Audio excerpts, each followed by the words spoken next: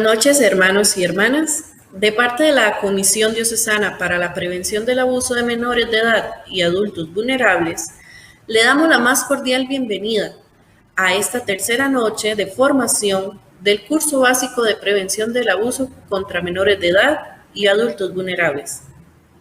Esta noche reflexionaremos sobre dos temas: la víctima de abuso sexual y el abusador. Vamos a dar inicio con una oración sobre las víctimas y sobrevivientes del abuso sexual. Esta oración está propuesta por la Pontificia Comisión para la Protección del Abuso Sexual de Menores de Edad. En el nombre del Padre, del Hijo, del Espíritu Santo. Amén. Padre Santo, que cuidas con amor solícito de tus hijos e hijas, especialmente de los más pequeños y vulnerables, te encomendamos la vida de tantos niños, niñas y adultos vulnerables que han sido abusados sexualmente, decepcionando su confianza y destruyendo su candor. Ayúdanos a escuchar sus gritos de dolor y a asumir la responsabilidad de tantas vidas destrozadas. Que ellos y ellas puedan encontrar la comprensión y el apoyo por parte de sus comunidades, de sus familias, para que con la ayuda de tu gracia logren sanar sus heridas y recuperar la paz. Por Jesucristo nuestro Señor, tu Hijo, que compartió nuestras debilidades en todo menos en el pecado, y vive y reina contigo en la unidad del Espíritu Santo, por los siglos de los siglos. Amén. A continuación, escucharemos a la señora Roxana Fonseca, quien nos guiará en el tema de la víctima de abuso sexual, donde profundizaremos en las consecuencias, los niveles, las perspectivas. Escuchemos con atención. Un saludo cordial para todos y todas. Hoy nos reunimos para abordar un tema de suma relevancia y sensibilidad. A lo largo de nuestra preparación, hemos profundizado en la importancia de desarrollar ciertas habilidades que nos permitan identificar los ambientes y espacios más vulnerables. Ahora daremos un paso más y reflexionaremos sobre la víctima de abuso sexual. Analizaremos cuáles son los factores y las consecuencias del impacto del abuso y cómo debemos actuar ante la revelación de estos hechos. Nuestro propósito es claro: convertirnos en proveedores de cuidado y apoyo, garantizando que nuestras parroquias sean espacios seguros para todos. Antes de iniciar con el tema, es necesario definir conceptos relevantes para una mejor comprensión de la problemática. Pero, ¿qué es el abuso sexual contra personas menores de edad? Se considera una de las principales causas de maltrato infantil, que está presente en todas las sociedades y culturas al ser un fenómeno complejo que depende de factores individuales, familiares, sociales y religiosos. Asimismo, se constituye en un delito que se genera cuando un adulto o alguien con una relación de autoridad, de poder y confianza se involucra con una persona menor de edad en actividades de connotación sexual, con el fin de obtener satisfacción para sí mismo o para otros. En cuanto a su definición, según UNICEF, implica toda interacción sexual en la que el consentimiento no existe o no puede ser dado, independientemente si el niño entiende la naturaleza sexual de la actividad e incluso cuando no muestre signos de rechazo. En el abuso sexual, el adulto puede utilizar estrategias como la seducción, el chantaje, las amenazas, la manipulación psicológica o el uso de la fuerza física para involucrar a una persona menor de edad en actividades sexuales de cualquier índole. En todos estos casos, se puede reconocer que existe asimetría de edad y opera la coerción. Por otra parte, de acuerdo con la Organización Mundial de la Salud, 1 de cada 5 mujeres y 1 de cada 13 varones alrededor del mundo han declarado haber sufrido abusos sexuales durante su infancia. La comprensión de la naturaleza del abuso sexual y el reconocimiento de su prevalencia, como lo indican las estadísticas alarmantes de la OMS, es fundamental para generar conciencia y promover acciones efectivas para su prevención y erradicación.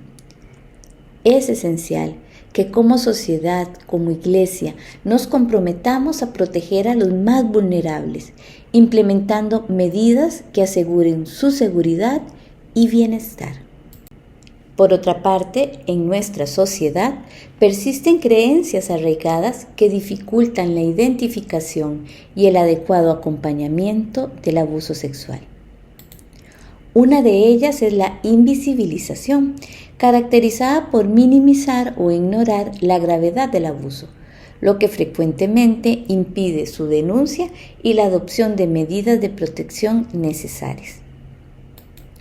Otro desafío es la transmisión transgeneracional, donde el abuso sexual se puede normalizar dentro de una familia, perpetuando un ciclo de violencia de una generación a otra.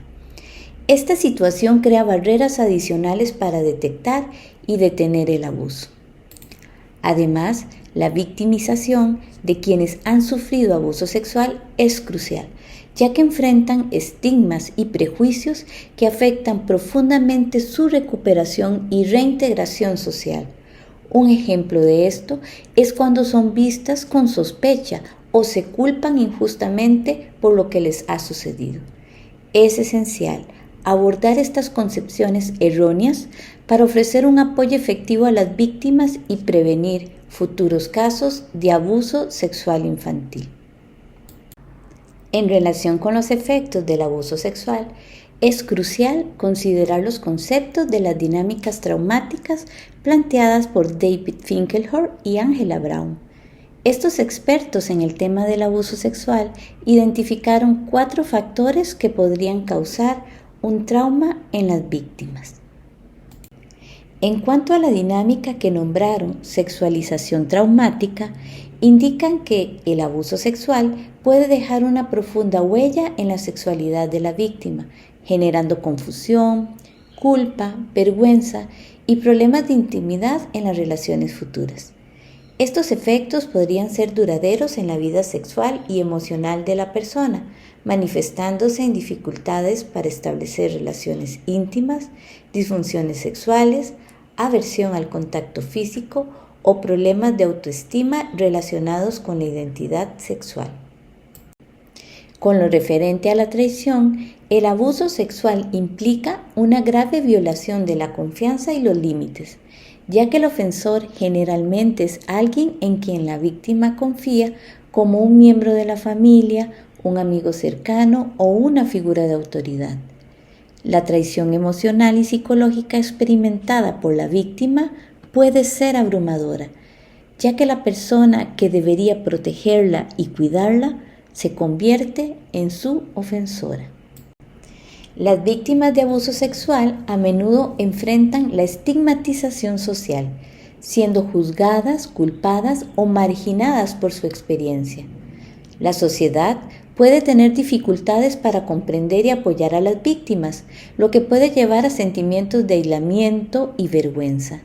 Lo anterior dificulta que las víctimas busquen ayuda o denuncien el abuso, perpetuando así el silencio y la invisibilidad en torno a esta problemática. En el caso de la impotencia, el abuso sexual puede hacer que las víctimas se sientan impotentes y sin control sobre sus propios cuerpos y vidas. Esta sensación puede perdurar tiempo después de que termina el abuso, afectando la autoestima, la autonomía y la capacidad de establecer límites saludables en las relaciones interpersonales. Asimismo, puede estar vinculada a sentimientos de indefensión aprendida, donde la víctima internaliza la creencia de que no puede protegerse a sí misma ni controlar su entorno. Ahora bien, la evidencia sugiere que cuando una persona menor de edad ha vivido una experiencia de abuso sexual, Cuanto antes reciba ayuda, mayores serán las posibilidades de prevenir la aparición de sus consecuencias, siendo fundamental conocer las señales de alerta que nos indican que algo sucede. No obstante, es importante tener en cuenta que estos indicadores solo llegan a ser señales de alerta cuando existe más de un síntoma y persisten en el tiempo. Por tanto, es necesario que, ante la sospecha de abuso, la persona menor de edad sea referida a un profesional de la salud mental. Estas señales pueden presentarse en el ámbito físico, al dejar secuelas como enfermedades venéreas, daños en los genitales, embarazos no deseados, entre otros.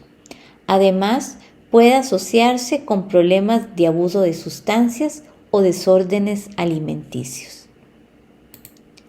A nivel psicológico, el abuso sexual puede provocar una serie de efectos devastadores como inseguridad, baja autoestima, pensamientos suicidas, trastornos del sueño y alteraciones de apetito. Estos síntomas pueden tener un impacto profundo en la salud mental de la persona y requerir intervención profesional. Los indicadores emocionales también son significativos, ya que el abuso sexual puede generar una confusión emocional intensa. Las víctimas pueden experimentar tristeza profunda, desesperación y miedo constante. Estas emociones pueden desencadenar trastornos de ansiedad, depresión y otras condiciones psicológicas. En relación con los indicadores sociales, se puede tener dificultades a la hora de relacionarse con los demás, con la persona amada, las parejas sexuales e incluso los compañeros de trabajo o los empleadores. Estas dificultades pueden manifestarse en problemas de confianza, intimidad y comunicación, lo que puede afectar significativamente la calidad de vida de la persona afectada. A nivel espiritual, esto puede tener un impacto devastador en su sentido de pertenencia y empoderamiento, ya que puede perder la confianza en la bondad del mundo y en su propia capacidad para encontrar significado y esperanza en su vida. Ahora bien, como se ha mencionado anteriormente, nuestro compromiso debe girar en torno a la prevención, es decir, evitar que el abuso sexual se produzca. Sin embargo, si nos encontramos ante una situación de este tipo, es crucial brindar un acompañamiento adecuado a la víctima, colocando su bienestar y protección en el centro de nuestras acciones. En este sentido, Helen Bass y Laura Davis, expertas en el trabajo con sobrevivientes de abuso sexual, proponen un decálogo de acompañamiento cuando alguien que lamentablemente ha sufrido esta experiencia busca ayuda. Es fundamental recordar que cuando una víctima comparte su experiencia de abuso, nos confía una parte muy vulnerable de su vida. El siguiente decálogo nos proporciona pautas claras para respetar esa confianza y apoyar el proceso de recuperación de la víctima de abuso sexual. Primero, debemos creer en lo que nos comparten, incluso si sus recuerdos parecen vagos o su relato confuso. Transmitir calma y serenidad es crucial, mostrando disposición para escuchar sin juzgar y recibiendo con respeto sus palabras, por más dolorosas que sean. Es importante reconocer que cualquier forma de abuso sexual causa daño, independientemente de su naturaleza o repetición. Nunca debemos culpar a la víctima, ya que la responsabilidad siempre recae en el ofensor sexual. Informarnos sobre el abuso sexual y sus implicaciones es fundamental para brindar un acompañamiento adecuado. Aunque no debemos compadecer al ofensor, tampoco podemos dejarnos llevar por la ira hacia él. Debemos mantener siempre la cautela. Empatizar con el dolor de la persona afectada es esencial, aunque debemos ser prudentes con el contacto físico, evitando gestos que puedan ser malinterpretados. Es importante validar los sentimientos de la víctima, permitiéndole expresar su rabia, dolor y temor. Explorar sus redes de apoyo y buscar ayuda profesional son acciones necesarias para su recuperación. Respetar la confidencialidad y la privacidad de la persona es crucial, evitando preguntas intrusivas y detalles innecesarios. Reconocer su valentía y compartir su historia y validarla como víctima fortalece su proceso de recuperación. Es fundamental tomar en cuenta que al abordar estas acciones y actitudes podemos contribuir de manera efectiva y respetuosa al apoyo de quienes han sufrido abuso sexual. Las redes de apoyo social son esenciales para brindar ayuda y soporte. Estas redes se dividen en formales e informales y son fundamentales para el bienestar y la calidad de vida de las víctimas y sus familias. En cuanto a las redes formales, son aquellas instituciones o entidades del Estado encargadas de brindar ayuda o soporte técnico especializado. Entre ellas se encuentra el Patronato Nacional de la Infancia, que es la institución encargada de proteger los derechos de las personas menores de edad.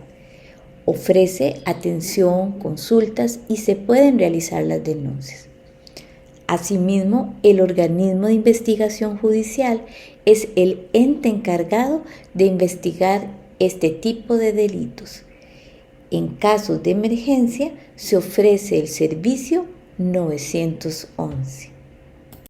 En relación a las redes informales, estas ofrecen apoyo emocional y seguridad a las víctimas y sus familias.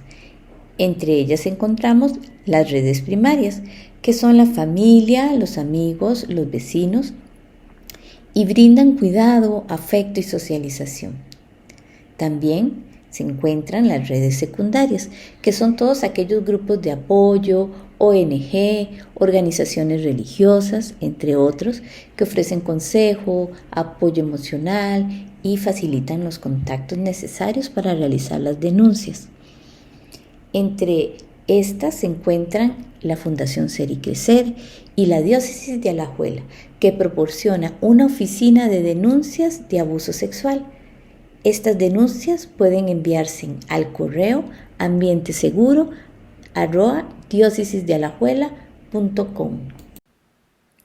Para finalizar, quiero mencionar las palabras del Padre Rossetti, especialista en el acompañamiento de los sobrevivientes de abuso, quien hace eco del anhelo de lo que como Iglesia estamos llamados a hacer. Nuestra meta consiste en convertirnos en la voz de millones de niños abusados. Debemos estar al lado de todos aquellos que han sido heridos y han sufrido. Un día más, las víctimas nos mirarán, no como un enemigo, sino como su defensor y amigo. Muchas gracias por su atención. Gracias, Roxana, por compartir todos estos elementos y así concientizar en la importancia para prevenir el abuso en la Iglesia. Seguidamente, hermanos, reflexionaremos el canto Nada me separará. Este canto es por parte del padre Edward Gilbert. Él nace en República Dominicana y desde temprana edad se interesa por el canto. Participaba de los coros parroquiales donde afianza su deseo de cantar a Dios. Fue ordenado sacerdote el 18 de diciembre del año 2010 y preocupado por el ámbito musical en la iglesia, funda el ministerio Kai Voz, donde se motiva a incursionar en la producción musical y consciente del enorme talento que existe en la iglesia y para ofrecer la oportunidad de una producción profesional a una nueva generación de cantantes que quieren evangelizar por medio de la música. Escuchemos con atención.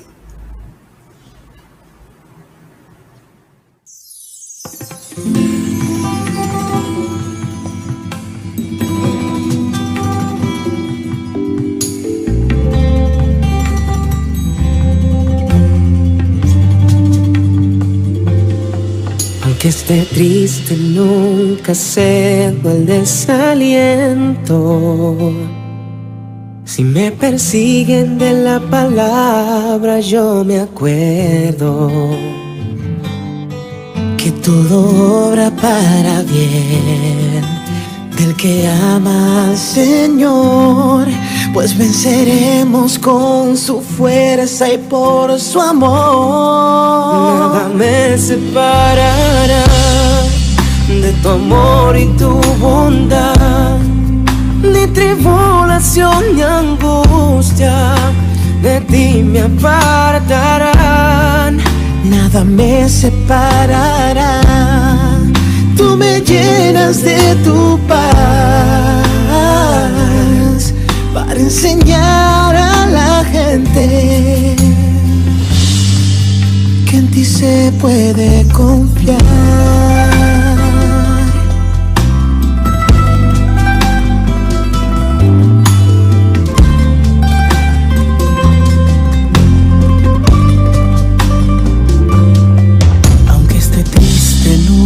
Cedo al desaliento.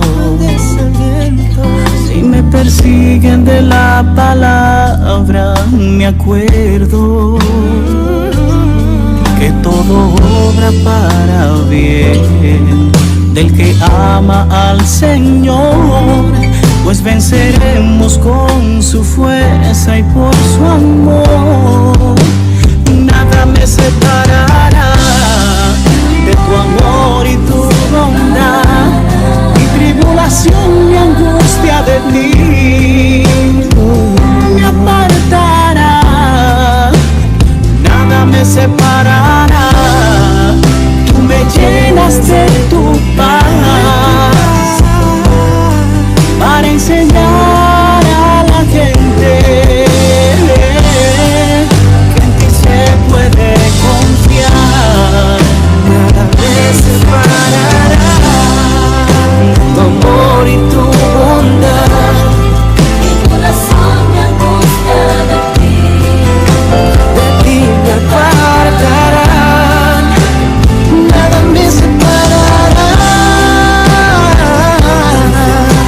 tú me llenas de tu paz para enseñar a la gente que en ti se puede confiar.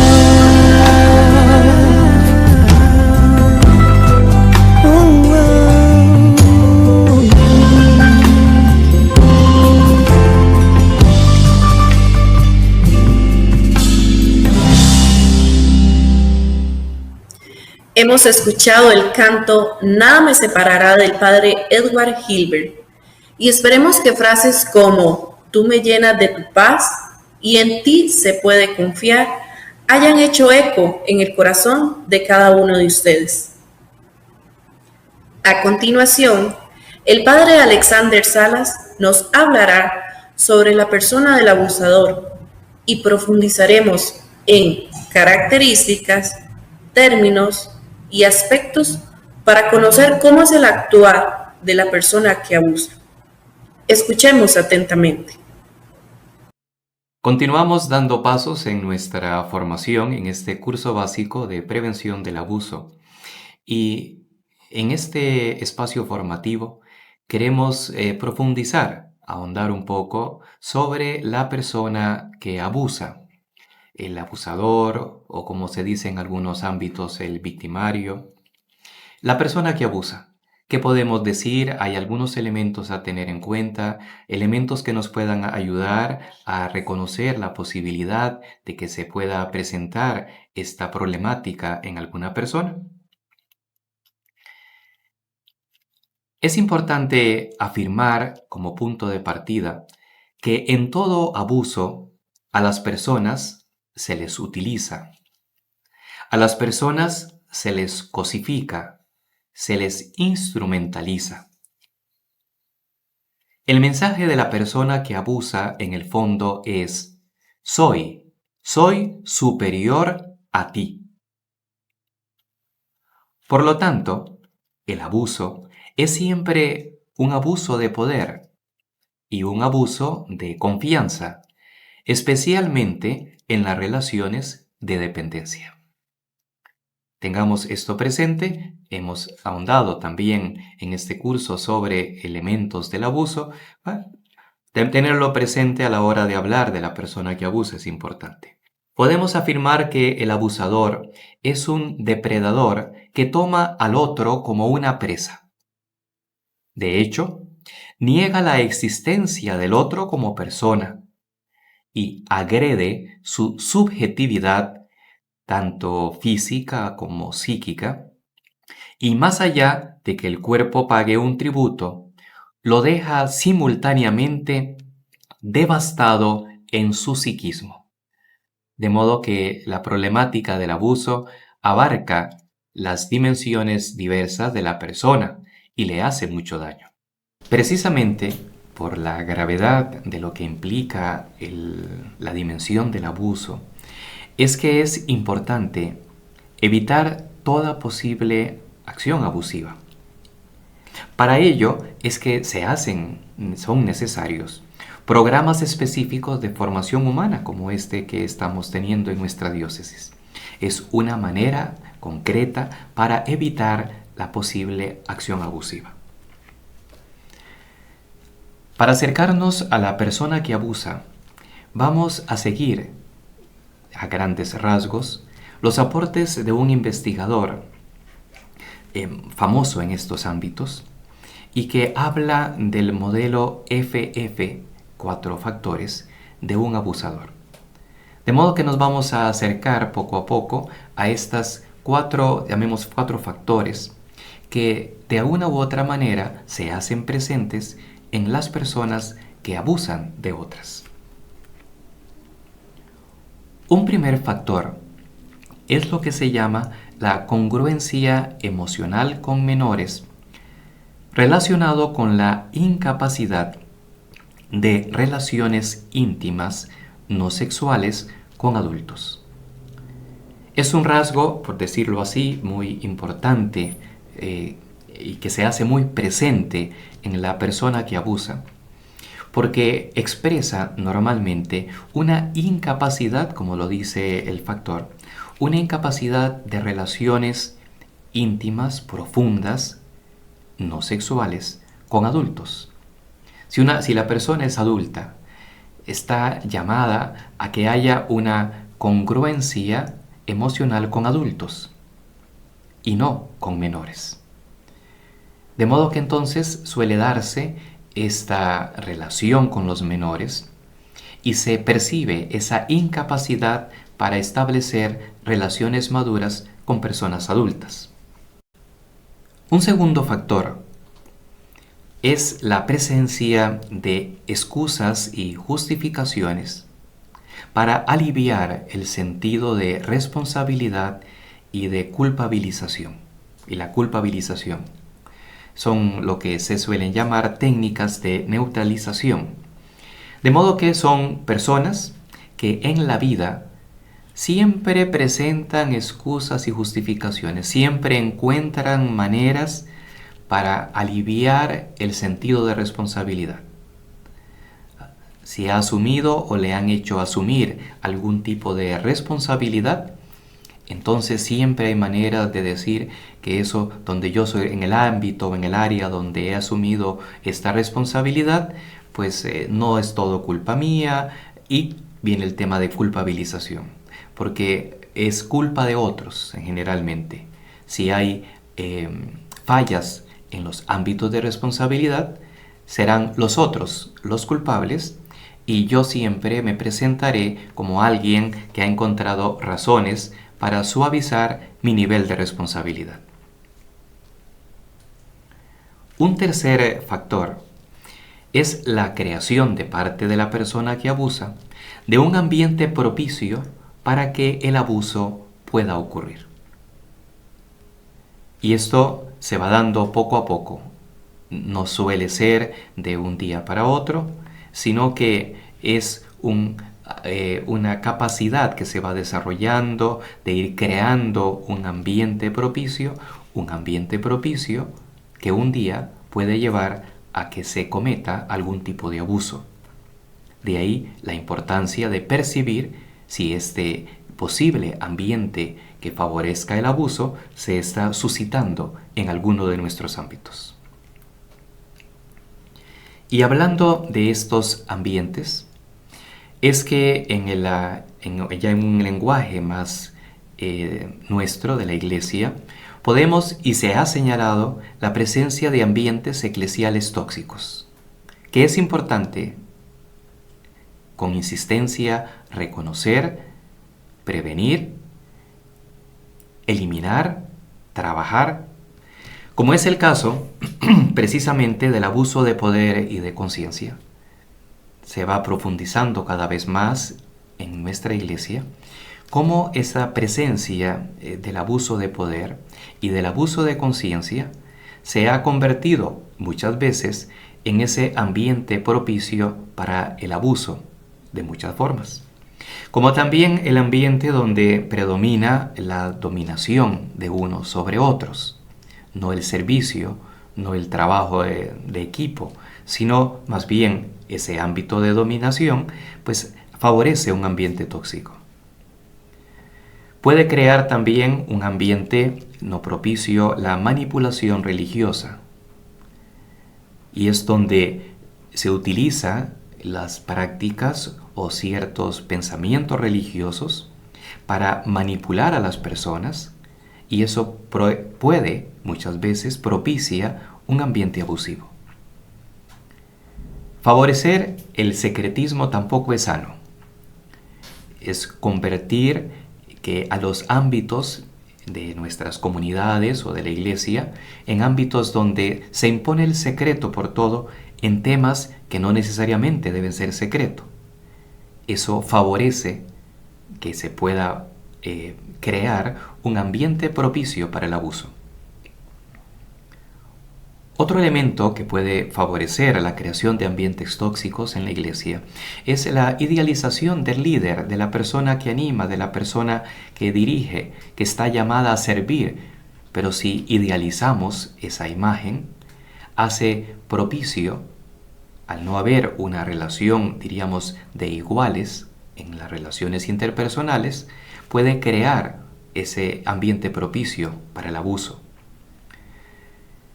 Se sigue hablando y hemos hablado mucho, la Iglesia está hablando del tema del clericalismo como una forma que desvirtúa el servicio de los clérigos en la Iglesia, pero que también ha sido asumido por los laicos, donde hay una centralización o se favorece la centralización del servicio pastoral y del acompañamiento de las comunidades en torno a las personas que son clérigos. El clericalismo ha sido señalado muchas veces por la Iglesia, por el Papa Francisco, como uno de los elementos que ha estado favoreciendo y puede seguir favoreciendo el abuso en ámbitos eclesiales. De este sistema ambiente, porque hablábamos del ambiente, pero también podemos hablar de un sistema dentro de la Iglesia que ha propiciado y puede seguir propiciando el abuso. Acerquémonos a un texto, a un párrafo de la carta que el Papa Francisco dirigía en el año 2018 al pueblo de Dios que peregrina en Chile. Decía el Papa Francisco: seremos fecundos en la medida que potenciemos comunidades abiertas desde su interior y así se liberen de pensamientos cerrados y autorreferenciales, llenos de promesas y espejismos que prometen vida, pero que en definitiva favorecen la cultura del abuso. Comunidades abiertas, comunidades que abren horizontes, comunidades que dejan de ser autorreferenciales, que no viven una idealización, por lo tanto, una idea irreal de la vida comunitaria y de la Iglesia, porque todo ello definitivamente puede favorecer un ambiente, se habla y el Papa está señalando, una cultura del abuso que se ha hecho presente y hemos reconocido y seguimos reconociendo en nuestra iglesia. Volvemos a los factores de la persona que abusa. Y tenemos el cuarto factor, se le llama la seducción del menor, que tiene que ver con aquella imagen, aquella historia del flautista de Hamelín, y es donde se dan muchas técnicas para atraer, para seducir, para hacer caer a un menor o a una persona vulnerable en ámbitos que propicien algún tipo de abuso. Por eso es que vamos también a hacer alusión, no a todas, pero sí a algunas formas en que se puede llevar a cabo esta seducción del menor. Se habla de lo que tiene el nombre en inglés de grooming, y cómo es que es una especie de acoso, y cómo el grooming se ha canalizado, ha evolucionado en el mundo digital. Entonces hablamos del online grooming, que es el acoso y el abuso sexual en línea, online. Todo esto que va dentro del término de online grooming son formas delictivas de acoso que implican a un adulto que se pone en contacto con un niño, con una niña, con un adolescente, con el fin de ganarse poco a poco su confianza. Y así irse involucrando en una actividad sexual. Qué importante es que conozcamos la existencia de este tipo de acoso. Cuidemos, protejamos a los niños y a las personas vulnerables de poder caer en este tipo de situación que lleva a abusos reales contra menores. De hecho, todas estas técnicas conllevan o son un proceso en el que se produce un vínculo de confianza entre la víctima y el acosador.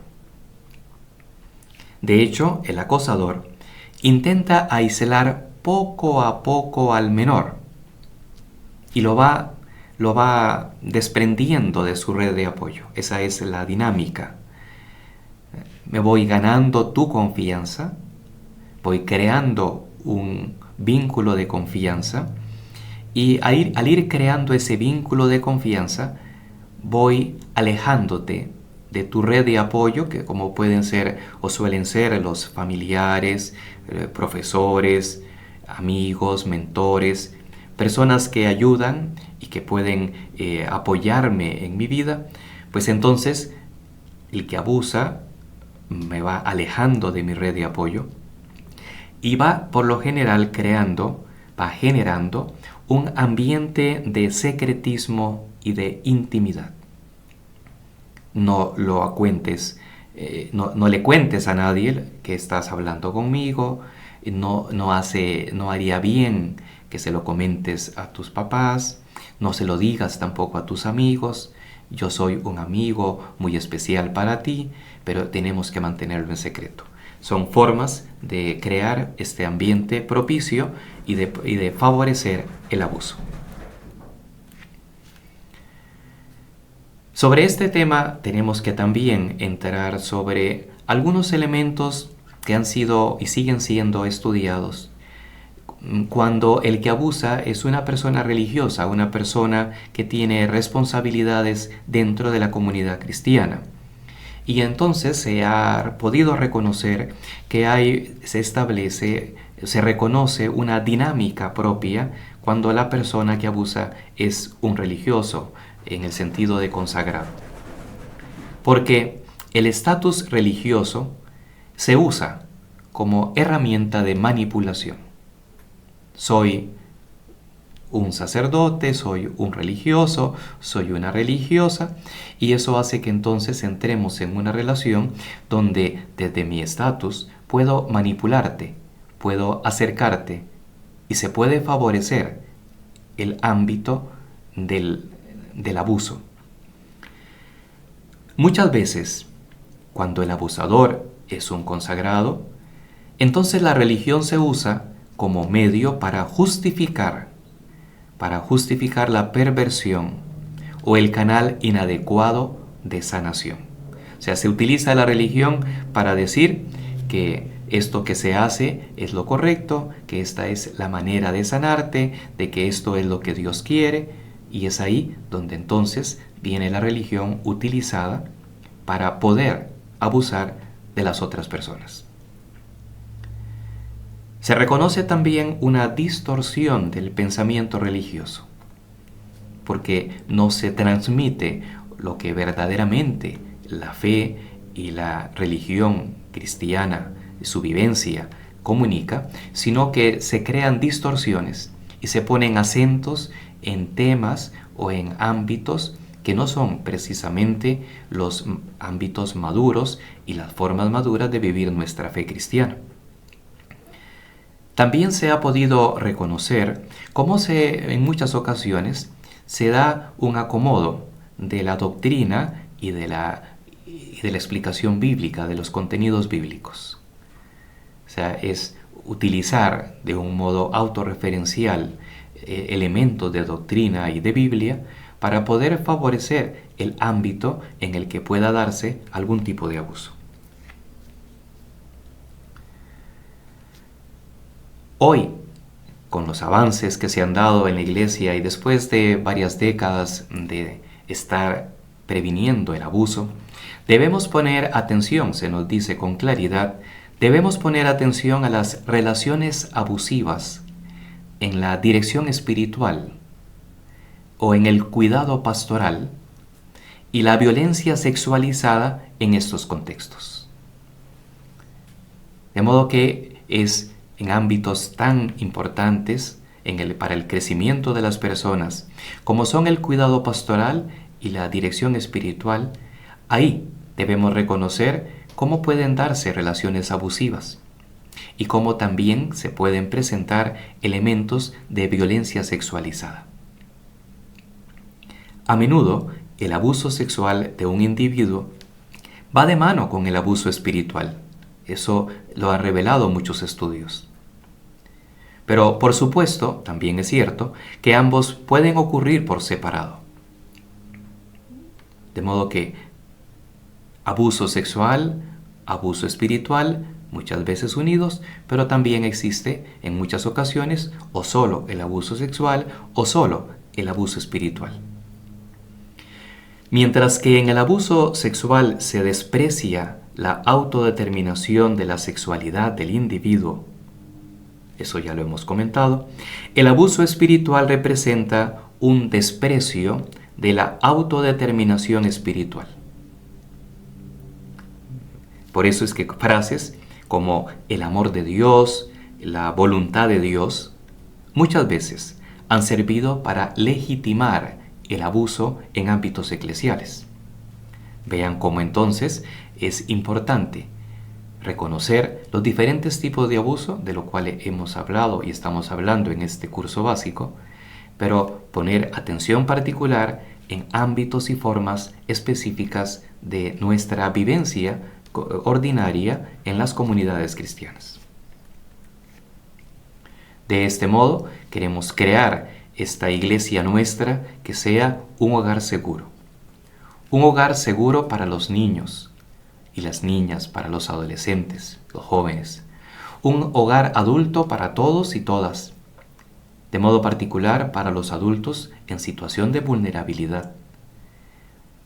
Con este espacio de reflexión, pues hemos podido ahondar en la persona concreta de quien abusa y hemos seguido percibiendo elementos que nos permiten reconocer la posible presencia no tanto de la persona que abusa, sino de ámbitos y ambientes que puedan favorecer el abuso en nuestras comunidades, y queremos de verdad luchar contra ello para que todos nuestros ámbitos eclesiales sean hogares seguros. Muchas gracias al Padre Alexander Salas por su explicación en este tema tan importante. Y gracias a todos ustedes, hermanos y hermanas, por estar atentos y continuar con nosotros. Seguimos caminando por crear y estar en ambientes seguros dentro de nuestra iglesia diocesana, específicamente la diócesis de Alajuela. Los invitamos a continuar mañana en la cuarta noche de este curso básico de formación en la prevención del abuso contra menores de edad y adultos vulnerables. Bendiciones, feliz noche.